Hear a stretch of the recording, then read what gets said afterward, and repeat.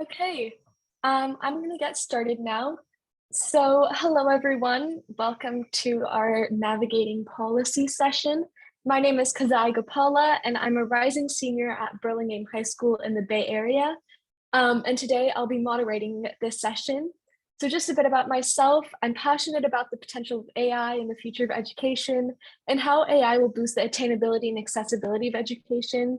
And today I hope to bridge the gap between students and teachers concerning perspectives on how AI will evolve the way we teach and learn. So just so everyone knows, if you have any questions during our discussion or during the presentation, please feel free to use the Q&A button. It should be on the bottom of your Zoom screen. So to start off with presentations, we have Mr. Greg Heideman. Mr. Heideman is the principal of Lone Star Middle School in Nampa, Idaho, and has worked with middle-level students for over 30 years. Through a culture of distributive leadership, Lone Star has been recognized as a leader in technology implementation. Collaboration with various organizations has enabled teachers to create powerful and personalized learning experiences and is supported by the Nampa School District's Personalized Learning Initiative. Mr. Heideman holds a BA in Business Education and an MA in Educational Leadership from the University of Idaho. He also works closely with the Idaho Learning Alliance and is an adjunct faculty member at Idaho State University and their early college program. So Mr. Heideman, would you like to take it away? Thank you, Keziah. Let me go ahead and share my screen here as I get us started for today. And I just want to kind of lay the foundation, right? This session is talking about AI adoption within schools. And AI adoption obviously is on everybody's mind. It's on every leadership blog and email and everything that is coming about. So I really want to start off by presenting some idea of balance. So a little bit about me. So I'm a huge sports fan. And so I'd like to be outdoors. I spend a lot of time in the summers camping and fishing and traveling and whatnot. I'm approaching my 30th year of working in education and primarily working with middle school students. So I am at a pivotal age, as many of you who are attending right now probably are. And our work with this age group has definitely changed over the last few years. So thinking towards today, I just want to take a quick stroll down memory lane. I want to talk about really our key stakeholders of who's impacted by AI. And then I want to build capacity and think about how we build capacity with the different stakeholders that we have. So memory lane, back in 1984, this was when I was an 8th grader. That beautiful piece of technology was developed by Radio Shack. It's called the TRS-80. My own experience was taking a semester on coding. And we created coding in little games and moved little green dots around the screen and all different things. That was my first exposure as a student to technology. And then leaping ahead, right, from 84 and taking what we affectionately called a trash 80 to 1995. 1995 is when Windows 95 came in. And as a business educator and teacher at the time, I was able to introduce students to a Windows environment, which is like nowadays, most students would think that, wait a minute, there was a world without a Windows or a Mac environment. But yet there was, right? When I first started in education, we worked in DOS. Then jumping ahead to Facebook and the impact of social media. We also, for those of you who are old enough, remember MySpace. Remember MySpace? Yeah, obviously it's not there now, but Facebook and the world of social media and how we started having an interconnected world even more than we did right now. And then we jumped to 2011. 2011, for most of us, was when we first experienced artificial intelligence. We had an iPhone and we could say, hey, Siri. We could say, Siri, do this. We could start asking our phones to do things. And so we started being implementing. So I talked about how, you know, I've been working with middle schoolers. I've been in my role for 16 years in my current school. The students that I work with right now have not lived in a world without some form of artificial intelligence. And so it is important to think how that has impacted them in terms of their social emotional learning, in terms of their development as a person, that then leads them into the current educational world that we live in today. And then 2023, the topic of AI is everywhere. Had an opportunity earlier this year to work with a teacher who was really against it. I'll be honest, even when the conversation of ChatGPT and it was really coming out, I at first was one of those, wait a minute, hands up, we can't do this. But it was more out of a, wait a minute, why are we doing what we're doing without the thought processes behind? And that's what I want to talk about next, is really who is impacted and what are our thought processes? Because when we're making a policy changes and we're looking to adopt AI into our schools and into our education system, we need to think proactively. And oftentimes with technology, technology is brought before us, and yet we are behind the proverbial 8-ball trying to get things done through education, through what is provided for us, without being very strategic. So who's impacted by AI? AI impacts 4 main stakeholder groups. Primarily, it's impacting our students. The things that we have heard in our conference really highlights that our future, our students who are going through our systems of education, whether they're in kindergarten or whether they're in post-secondary school or even outside of the educational realms, are directly being impacted by the use of technology. Our schools, obviously that is a big stakeholder. Administrators, teachers, our parapros, our kitchen staffs, everyone is being involved.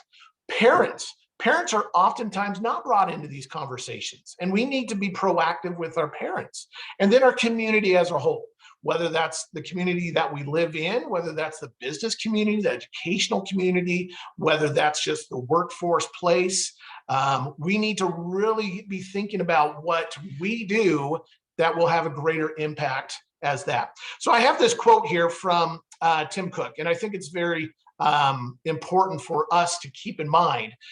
Tim Cook said it's very important to be deliberate and thoughtful on how we approach these things being artificial intelligence. This is the organization that really introduced a lot of us to AI in the first place. So I really think us being deliberate and thoughtful is important when we're looking to adopt AI programs, technologies, ideas into our schools. So came across this article by Tony Frontier, and I go back to the thought of we often implement without thinking of impact. We see that now with social media.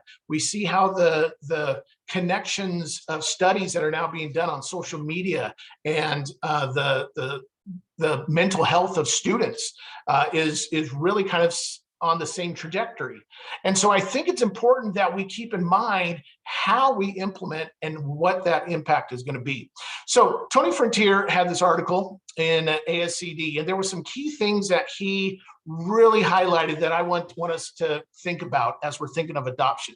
One of them is creating conditions. How do we create conditions for those we interact with? How do we create conditions that will allow for people to have exposure, to maybe belay some fears, to maybe help them in what they're trying to process is going to directly impact what they do on a daily basis. And again, this is across the board. This is not just teacher to student, student to teacher, but there are many layers to this as well. Engaging in dialogue. I think what we have done in this conference over the past couple days is vital to engaging in dialogues, to have those conversations, to hear those voices. And then this is where I really appreciate the organizers of our conference, create intentional opportunities. This was an intentional opportunity created to talk about AI in education. We need to do that from a granular level at our schools as leaders. And as leaders, we need to have those conversations, not be afraid of those conversations, and sometimes recognize that I may not know everything. We may not know everything. Our kids are going to start learning some things. So we need to also be learning some things and making sure that we are working forward together. And again, going back to those stakeholders as well.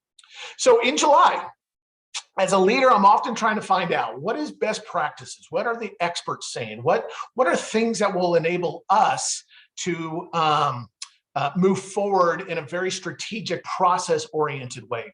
And so there was a panel on teacher preparation, right? So these are our teacher interns. These are those going through educational programs that will be our next future leaders within our schools.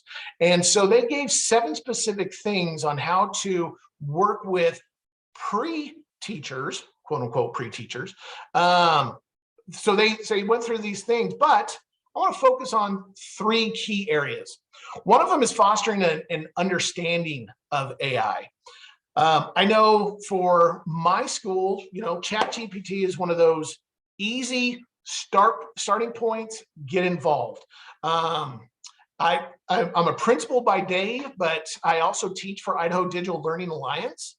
And so my first exposure to ChatGPT was Idaho Learning Alliance, getting all of us through a professional development, logged in and trying it out. And I think that's important. I think that's valuable. And those are things that provide those foundational knowledge so that we understand. It's the idea. I was reading how the difference between a search engine and AI is really the narrowing down of content. Search engines give you a whole list of sites that you then have to take the next step based off of a artificial intelligent platform such as ChatGPT. You could go in and be very specific on what you want, and it will glean out information. It saves some steps from that. A lot of teachers can benefit from that. A lot of students can benefit from that. And then cultivating skills. How are those skills? Being afraid not to dive into the various tools that we use so that we can enhance what our experiences are and our learning is, because it should allow us to push forward in ways that we have not expressed or not even seen previously. And then facilitate those exploratory experiences. I think any AI adoption needs to include parents and community members, and we need to be able to provide those experiences for them to say, have you experienced this? Has your child seen this? Have you been taught in any ways? What are your concerns? Because parents, guardians have to be involved in this process so that we can effectively move forward as a system and as a community as a whole. So I want to end with this so that we can move on to our next speakers. But thinking through the idea of being deliberate and thoughtful with our stakeholders. I asked ChatGPT, right? I mean, real simple question. What is your best advice for using AI within schools? The response? My best advice for using AI within schools is to strike a balance between innovation and ethical responsibility.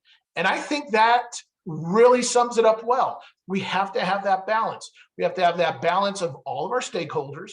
We need to make sure that we are providing opportunities for dialogue, providing opportunities to have those conversations in a meaningful way, but also we need to think about the ethical use of it as well. We can talk about hey, kids are going to cheat with this.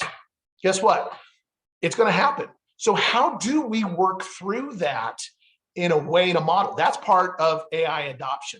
And that is where we have to involve all of our stakeholders into the process. So with that, I am going to be pass this back to, I think, Keziah. Yeah, thank you so much, Mr. Heideman, for the great presentation. I think you brought up some really good points. But our next presentation is going to be Mr. David Chan.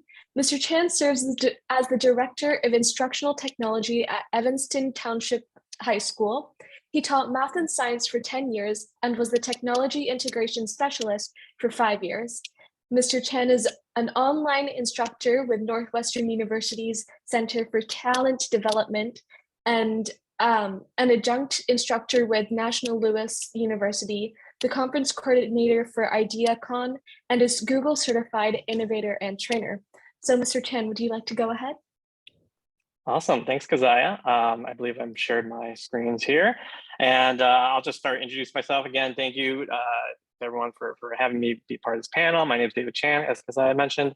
This is my 25th year in education. So I think I get a paperweight something at some point. Super excited about that. 10th year as a director, 5 years as a specialist, and then 10 years of teaching. And that's important. So I was definitely in the classroom, private and public schools.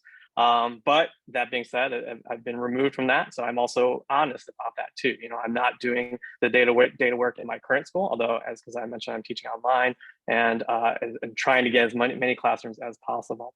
So I did want to talk about some policy stuff. I work in a high school. It's got grades 9 through 12, 3,600 students. So pretty big for a high school, single high school building, pretty small for a district or a one school district, kind of weird like that. I'm going to try to tie some themes with each speaker. So similar to Greg, I'm a big sports fan. Go Cubs, they're winning right now. And then also love the outdoors. And I'm excited actually to go to Idaho someday because I keep reading about that in places where it's like the best place to be outside and explore adventures. So looking forward to that. So I'm going to talk a little bit about the couple of aspects for educational policies and AI adoption. Specifically the three that you see here. So I'm going to go through each one a little bit in more detail. So first off, with regards to development of policy and then implementation and then K-12 consideration. So the first question I think we've got to think about is, what policy kind of exists? And we've all heard the cautionary tale of like New York public schools, and understandably, jumping in and maybe banning it initially, but then really taking a moment to really think about it and pausing and being brave enough to kind of reverse that decision. Is it something that's just going to be decided and sent as a directive? Superintendent says, I think we're going to do this, and boom, that's going to affect all of my schools. Or is it something that's just going to be left ignored and ultimately kind of decided by teachers in their own classrooms with students and having a different policy in every single classroom of your buildings all across the district? I think we agree it's probably going to be something in between. So if it doesn't exist, that policy, how do you go about creating one? In my school, we kind of really dug into that this past summer. So, I met with our assistant superintendent of curriculum instruction. We gathered with a few teachers, talked about it with some students, and looked at all the different models and policies that were out there at the time. And we know that's constantly evolving. And even just my own process, I am by no means an AI expert. And so, I tried to read as much as I could. I went to webinars like this and just gathered, soaked it all in, and then began to synthesize my own thoughts. What do I think about it? I started answering questions for myself. And then thinking about how it applied to our school. And then I did what I think we are talking about in this session. I ran through ChatGPT, I ran through Google Bard, and I looked at what they said. And I was like, okay, here's where I was missing. Here are some gaps I could fill. And then I revised my thoughts and kind of added to that. And I think that's, again, one of the things I'm going to commonly mention is to model what we expect our students to do. And to be honest with that's the process I went through. I think that's a pretty fair process. And that's okay in talking about that. So with regards to implementation of a policy, we definitely want to make sure we gather our curriculum instruction team, our leadership, teachers for sure, having conversations with teachers. I've been on definitely sides of the education arena where administrators make decisions without any teacher input. That's not a good feeling. And then at the same time, having teachers' voice at the table, but then no one making a decision, also not a great feeling, right? And then the students, we definitely want to make sure we have student voice in the conversation. And that's something we continue to say we're going to do, and then maybe we don't do enough of, I'll be honest. And even in my own school, my own work. And so definitely putting that at the forefront, being cognizant of that. I used to coach basketball back in the day, and one of the head coaches and I, we always talk about KYP, know your personnel. And I think the same thing applies to your schools, to your audience.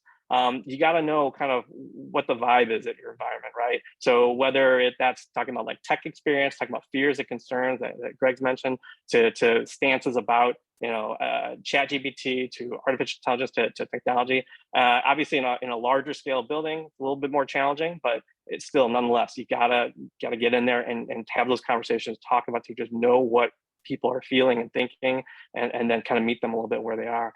And then lastly, Greg mentioned about this too, this parent guardian. We're all dealing with, since we're talking about K-12, generally students for the most part are under 18. So we've got to make sure we include families that are into the conversation. We're getting permission if needs to be, if we're using it, ChatGPT and other applications like that. So we definitely have to keep that in mind. And then with integration, I just, so often we hear people jump right to some of the negatives. And I definitely want to think about and continue to promote the positives of artificial intelligence. And I think, we're preaching to the choir here in this group, but again, I'm thinking about the people at my school that are not attending these types of webinars. And I had the luxury of attending a conference called ASU GSV, and the speakers were the likes of like Bill Gates and Sam Altman. And I was just like geeking out and just, totally just listening and just soaking it all in. And really becoming like this AI evangelist all of a sudden. And then I come back to my school and I got to be like, wait. I'm not in Silicon Valley, I'm not in San Diego. I'm not surrounded by these people. I've got to understand, where the teachers are and where our students are, and bringing back kind of opportunities that they may not know about that AI can really improve in with regards to grading and personalized learning and creating lesson plans and prompts that teachers have no idea how to do. So those are the kinds of things I'm thinking about as we think about developing and implementing policies. Secondly, I want to talk about just ethics and equity. And in terms of the ethical side of the thing, I think we can all imagine this continuum with regards to AI and plagiarism, right? So that's the first topic, at least for me in a high school, that our teachers and our leaders are, bringing to the table. The student that's just going to copy paste that full text from ChatGPT and put it in my assignment. Like, what are we going to do about that, right? And then there's the other side, like, okay, we're just going to go and have everything in class assignments handwritten.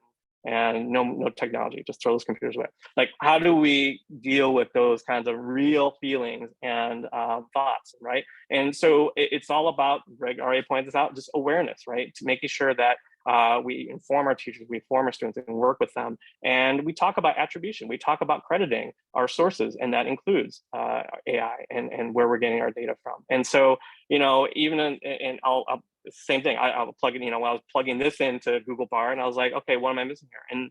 And we talked, spit it back, like data privacy, fairness. These are all things that we definitely need to make sure we're bringing to the table in terms of conversations. And in our school, we talk a lot about race and equity, and bias is just going to also, it has to be a part of the conversation in terms of knowing when we plug these things into these tools, where is it getting information from, and how can we be that much more critical, not just as educators, but as students. And by doing that and by teaching our students to do that, I think we're actually upping our game in terms of what we're teaching them and how to learn and how to learn, right? In terms of equity, obviously, who has access to AI, who's learning from it? Yesterday's keynote, Kristen brought up a great point with the New York State public schools, and then when they banned it, and then the private school that had a whole course on prompt engineering.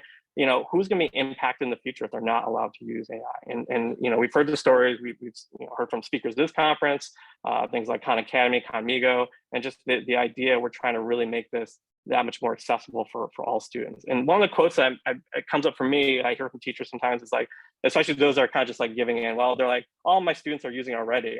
Well, are they? I think we should pause there when we think about that, because yes, many of them might be, but there's still probably many that are not. And let's double down on it. Let's talk about how can we make sure that all students are using, or at least are aware of it. And I think we should really think about how we shift and frame our thoughts and awareness about that. So I'll close again with stakeholders, the three groups, and Greg alluded to them in the nice Venn diagram as well. But educators, just awareness, know as much about AI as possible, begin and continue to regularly practice usage. I hear many teachers just having a tab open all the time with ChatGPT or Google Bard right there. Dialogue, talking about with their students and their families, revealing misconceptions. This is the perfect time of the year to start, right? We're coming up to a new school year. This can be brought up in every class on day one, week one, and wherever you are, just discussing thoughts, feelings, and how AI is going to be a part of your classroom, or at least part of your world that you're living with your students, and then incorporating it if at all possible, building assignments that incorporate usage of AI, teaching them how to use it, having them run through multiple models, really recreating some of your assignments if at all possible, especially the ones that you're more at high risk of being susceptible to that plagiarism piece. How do we redefine our assignments to do that? Students and families, again, awareness. Just know as much as possible. Think about future implications on career choice. We all see the shocking headlines of how this is going to kill the economy and humans, but then you read about it a little more, we think about it. No, it's going to create different jobs. It's going to really think about opportunities for students. So it's talking about that and really dig into that and getting past that clickbait headline. Exploring it, discovering how to use AI, improve efficiency, quality, and again, citing usage appropriately, teaching our students how to do that. and then having them share, demystify, promote strong, good usage, and really learn how to practice. And lastly, with leaders, similar thing, awareness, know about the policies that exist, not just at your school, assuming you have one or will development, but again, what about nearby schools? What about feelings from other leaders and their staff, and being as inclusive as possible? Stakeholders, we've talked about them, community, families, your school body, and then modeling it. Again, the example that I had earlier where I talk about what I went through as I'm thinking about my thoughts just for this presentation, for the presentation I'm going to give later this week at our school, to how I, again, will cite usage when applicable, share news and op-eds with staff, and engage in conversation and dialogue throughout the year. This is not a policy that is set in stone by any means. It's going to be an ever-evolving one, probably more often than we can even imagine. So definitely including that. So I will pause there, just some quick thoughts, and toss it back to Keziah. Thank you so much. Thank you so much, Mr. Chan. That was a really interesting presentation. So next up, we have Miss Amanda Bickerstaff. Ms. Bickerstaff is the founder and CEO of AI for Education, a former high school biology teacher and EdTech executive with over 20 years of experience in the education sector. She has a deep understanding of the challenges and opportunities that AI can offer. She's a frequent consultant, speaker, and writer on the topic of AI in education, leading workshops and professional learning across both K12 and higher ed. Ms. Bickerstaff is committed to helping schools and teachers maximize their potential through the ethical and equitable adoption of AI. So Ms. Bickerstaff, would you like to go ahead? Great, thank you so much. And thank you to the two panelists before me. I'm gonna kind of take it where you guys started. I'm actually gonna go into a more practical approach. I'm a former teacher, and so I really like to think of these opportunities as sharing best practices, because at this stage, we're all, as David said, we're all learning together. There are no experts. Like, I'm very lucky, I get to build a company that's going alongside AI, generative AI. So it means that I have a lot of time, and I am very boring. I definitely think about this a lot. And so my background, as Keziah said, I'm a former teacher. I taught in a low-income, high-complexity school in the Bronx. I was a high school biology teacher right out of college. I've had kind of every job in education, and both a published researcher and author and a former EdTech CEO. So I'm really coming to generative AI from a very interesting space. It's very, there's a lot of different hats I wear. And one of the things that we decided to do when we launched AI for Education is just doing as much as we possibly can to start helping people navigate and responsibly adopt AI. We talk about being responsibly optimistic. It is very exciting. I actually started the whole company because I really hated writing rubrics when I was a curriculum writer and I was a teacher. And my first ever prompt was, can you write me a rubric? And when it formatted in a table, I built a company. That is a true story, if very nerdy, but at the same time, I realized that adoption was going to be very difficult. Even if we weren't coming off the back of COVID fatigue with ed tech and tech solutions, this is going to be very hard because we have school systems that are risk averse, slow to change, and we have underskilled technically across our schools. And so there are a lot of questions to be done. So this will be really focused on what are we actually, could you get started today? I'm not sure who in the audience already has their own policy, but if not, if you have something to share, please put it in the chat, but we'll be sharing some ideas today. This is our kind of what are we even talking about? And so I know that I like that Greg kind of took us through the history. And so we've built this very simple student-facing, teacher-facing example of the level. So artificial intelligence actually has been around since 1950. And, it's something that's a big part of our lives, whether we realize it or not, but it's more like classical AI, which was very rule-based. And what's happened is, machine learning advances, deep learning advances led us to generative AI. And that's the idea that it's a conversation. It is something in which natural language, the way that you speak, type, normally communicate, can now have access to creation with technology, which is an enormously democratizing opportunity. It is, though, still computing, not thinking. And so a lot of times what can happen is that these models, especially to teachers or students, can kind of feel like magic, or it can feel like they're actually this is something in which, you're having a conversation with something, that's human-like, but in fact, it is a predictive model. And so a lot of things that have already been said today is that it's it's prone to bias, it's prone to hallucinations, where it makes stuff up and it will be so convincing that it's hard to actually tell that it's not true. My favorite is when you ask it to give you some examples of URLs, and it'll give you a real URL that's essentially made up. It has nothing to do with it because it doesn't, let's say, ChatGPT is not connected to the internet. So it's making up something that looks absolutely super real when it isn't. And so when we think about guiding your policy discussions, I always like to situate it in what's actually happening. So to David's point about his experience and what's happening coming back to the school, what actually happened last year? Did students use it? Did teachers use it? How did they use it? One of the best PDs I've done so far was with a school in Queens that did a survey, and they actually found that 2 to 1 students had been using it versus teachers. And so it's a really good way to actually have a deep discussion that was based on evidence, which I thought was really, really nice. What was the impact? Did you see that students started to use this for their homework or to do do their assignments? Did they not? Were there any ethical concerns? And what are people really thinking about this next year?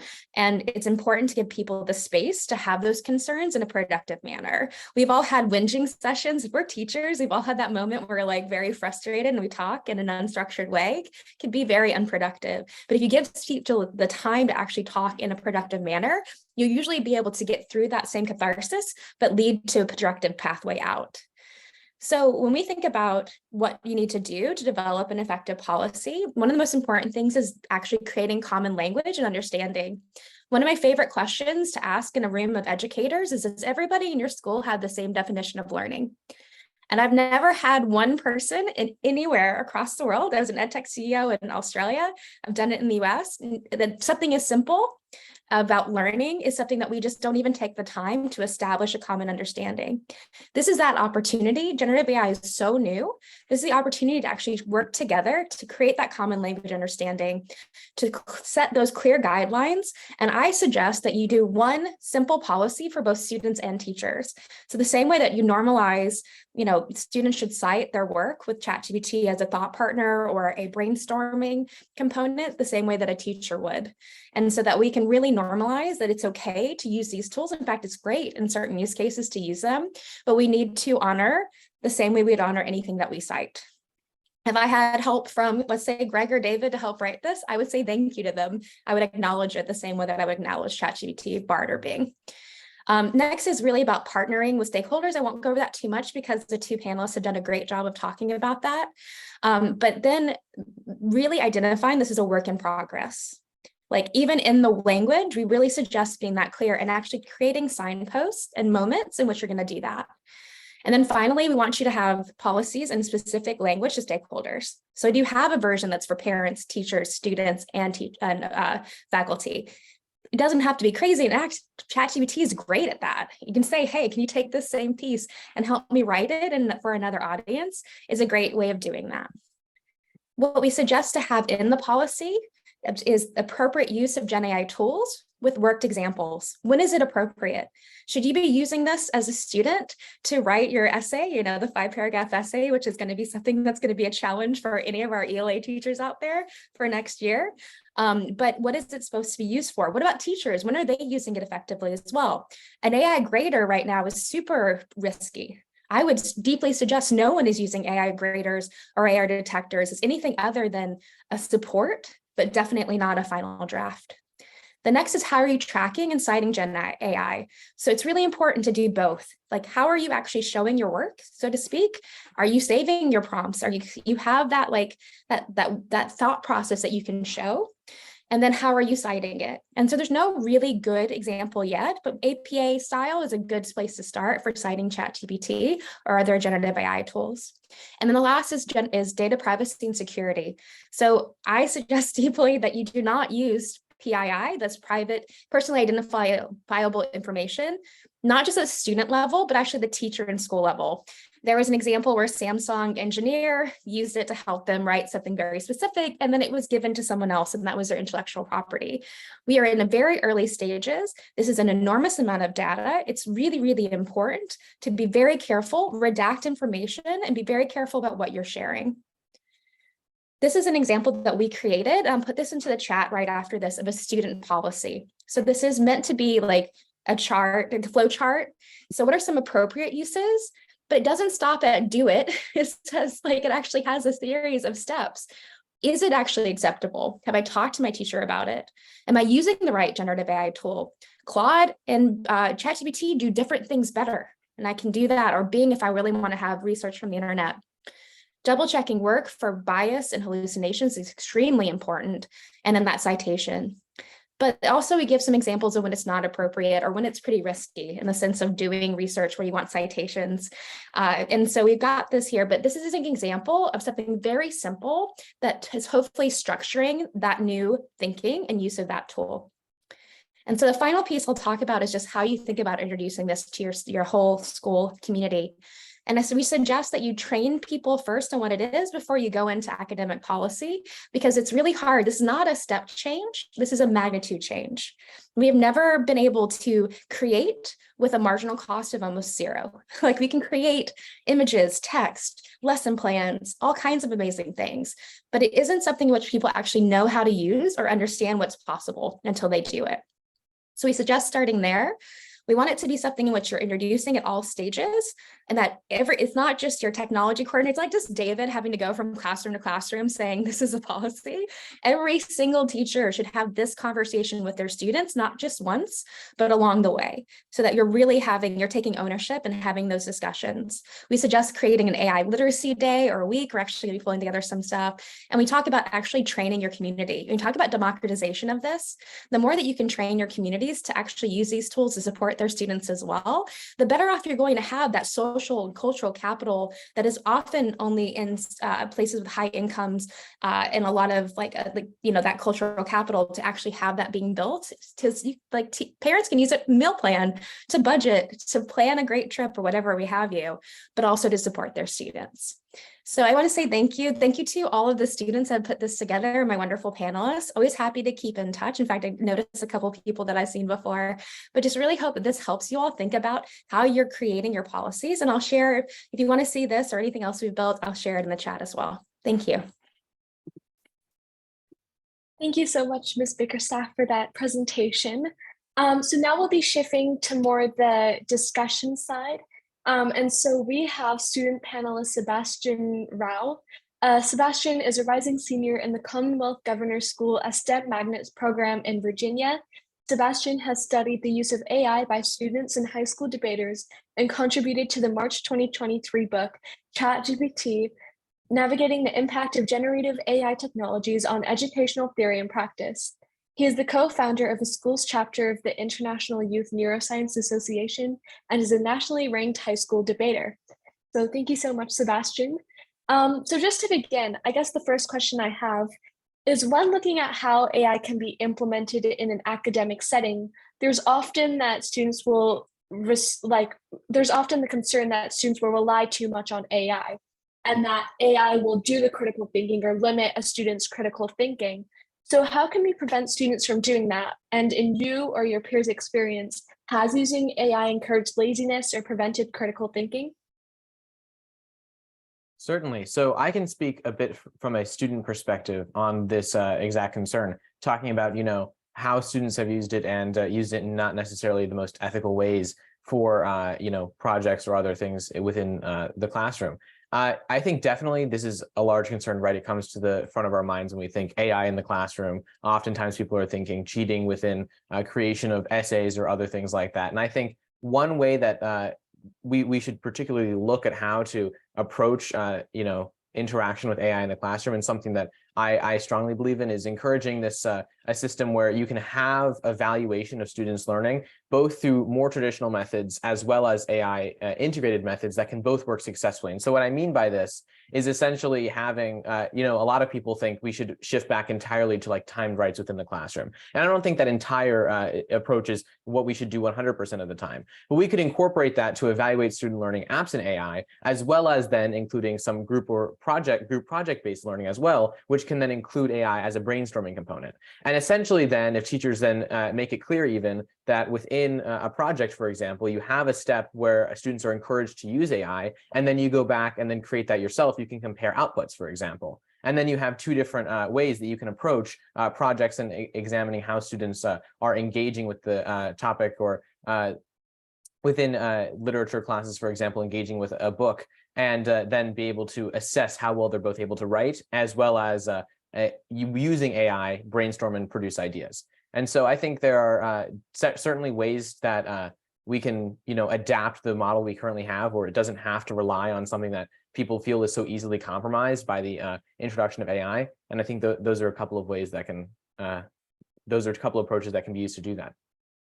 Yeah, I definitely did read a few articles where teachers were saying that they wanted to shift completely to in-class testing, but I do think project-based learning is a very good way because projects do involve like your own thinking.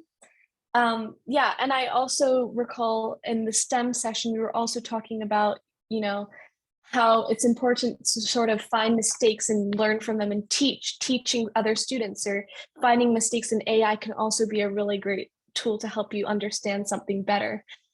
So just for the next question, I think this can be for all of our panelists today. So if any of you would like to answer, there is a lot of talk about introducing AI to students. At what age is the right age to introduce AI? Do we start early? Because AI is becoming more and more powerful by the day, right? And so do we introduce it to elementary school students so they can learn? For example, we started using computers in elementary school, right? So do we use it at elementary school, middle school, high school? At what age is the best time to introduce AI? I can take that. I think where our suggestion is, like, formally it's 13 to 17, like using FERPA, COPA, the actual permissioning from ChatGPT is 13 and up, for a couple of reasons. One is that this is the worst that generative AI will ever be. These chatbots can be pretty inconsistent. They also can be very unreliable and deeply inappropriate. And so even Cognigo can be tricked into doing things that are quite destructive potentially. I know that isn't great to say, but anything built on ChatGPT is going to have risk associated with it. And most of the tools we have today are built in that foundational model. And also there are questions about how students actually, the effective component of it, is it something in which students at a very young formative age will create relationships with AI? Like, that is a huge question that needs to be researched very deeply before we release this to students before that age range. So you can still show it, and there's still great opportunities to demonstrate and show value. And there are plenty of new generative AI tools that are designed for early learning, but they're done in a very pedagogical, thoughtful way, hopefully. And that's something I think is very appropriate, but I would not release generative AI tools, the foundational models, to students under 13.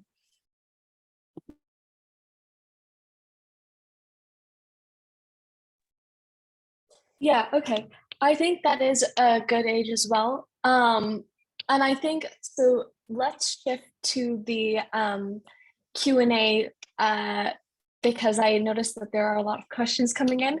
So the first question we have is, I noticed that there are a lot of questions about citations and how do we cite AI? Is, ChatGPT something that we cite? Because currently we don't cite spell check, we don't cite grammar check. So do we cite it, or how do?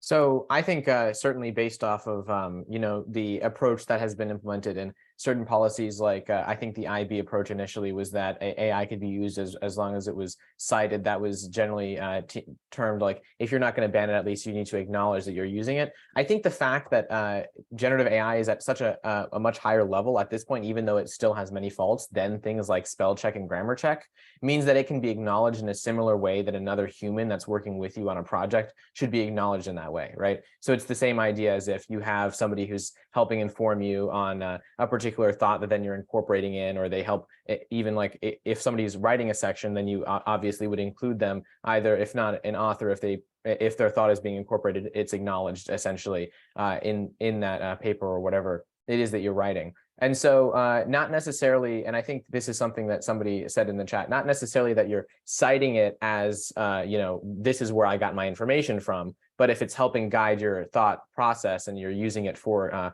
whatever project you're working on, it should at least be acknowledged. And so I think personally, that's the approach that I would take on this. And I would like to hear if anybody else would disagree on that, but I think largely that's what I would do. Definitely don't disagree. And I'm just going to lift up some things I've seen in the chat, and this has come up at our school too. The idea about the student that's worked with a tutor, that student that's worked with when I got help maybe from my father when I was revising an essay, did I cite him? Did I part that include that in my process and crediting him in that? So it is interesting as we move. And again, I'm not progressing an answer in this one, but it's an important conversation to have and to acknowledge, especially with regards to, again, families or students that have access to certain resources and others that don't, to be mindful of that, and where we force or we really say you must do this because you're using maybe ChatGPT versus the student that didn't have to do that, but they're both getting kind of support and help in similar ways.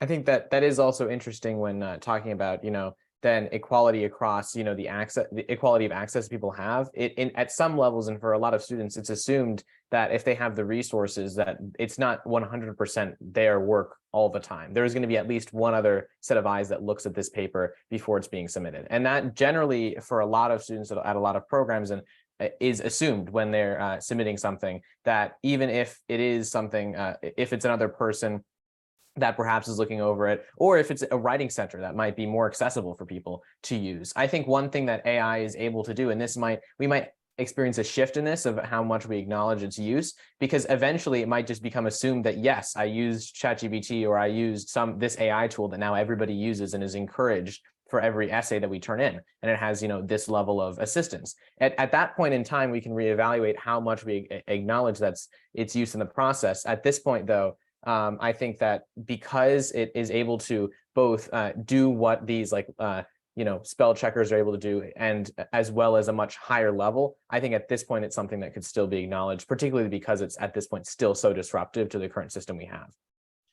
Sebastian, I was just going to say that idea that when word processors were coming about, when we used to have to teach, we taught people how to type, and you had to use the backspace and all that stuff. Well, now when we started using spell checkers, we don't think otherwise when we ask students to write a 5-paragraph essay to use a spell check and a grammar check on that. AI is that next iteration, right? It's that idea of purpose. What is the purpose, and how are we using it in a way to enhance the overall experience of what students are trying to do with the assignment, the project, what we're being asked to do? Yeah, I think Mr. Heideman and Sebastian both bring up the good point. Is I think it depends really on how you use AI, because what I learned in school was that citations are used when you're taking an idea from a source. So for example, if you read an article and you see a quote or an idea or something along lines, you would cite that source. However, for spell check and grammar, you're not really taking an idea from it, you're taking corrections.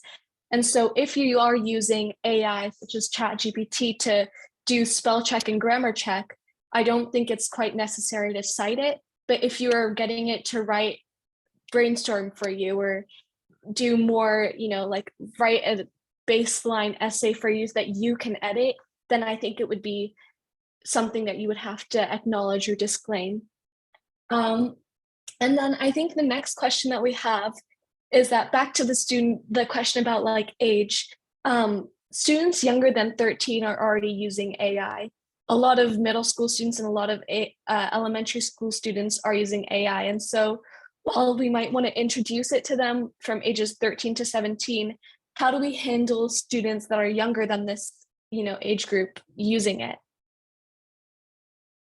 So I think my quick thoughts on this from a perspective of somebody who's just been a high school student as it's happening, right? And seeing people directly using it, I certainly think it's definitely the case that people who are middle school and below, they at least have access to it right now. I think in particular, though, the idea that harmful use of AI is something that's occurring like in the status quo means that we should try to, prohibit it as much as possible at that level, just means that the students who are already accessing it are not able to access it in a way that actually might be productive, and we're more likely to access it in a harmful way, or might be getting ideas that are not necessarily productive, such as, if ChatGPT, if in some cases produces inappropriate ideas, they don't know how well to incorporate that because it's something that they already think they have to hide from a teacher or from, people who have assigned them particular assignments. So I think one thing that's at least important, and this is something that, it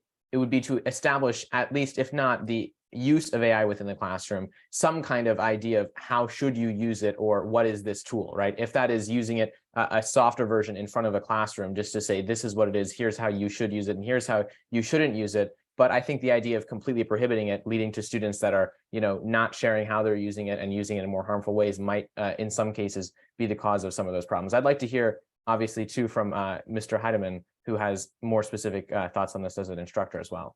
Yeah, I was thinking from the idea of who our stakeholders are, right?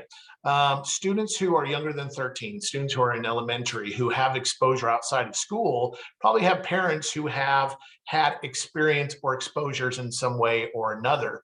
It's kind of like the idea of social media.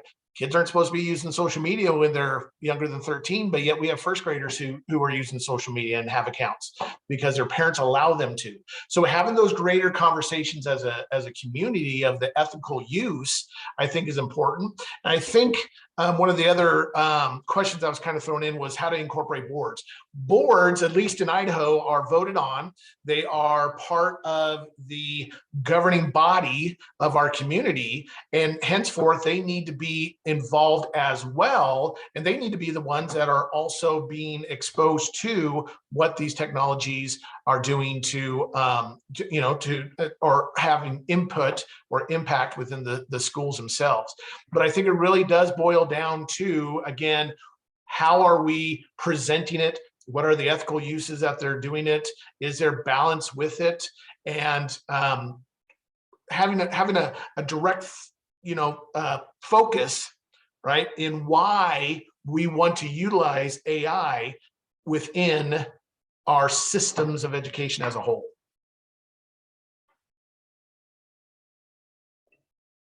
Yeah. Okay. So seeing that it's 1:50 p.m., I think we should wrap up. So first, I'd like to thank the panelists for presenting and sharing your perspectives. I think I personally learned a lot. And I hope that our audience also learned a lot. So thank you for taking the time and, presenting, and Sebastian for sharing your student perspective. And second, thank you for the audience for attending this conference. We really appreciate you. And hopefully we see some positive change in the way we use AI. So just so everyone knows, we have our closing statement in 10 minutes. And yeah, so thank you so much, everyone. Thank you. You did a great job as well moderating, so appreciate it, Keziah.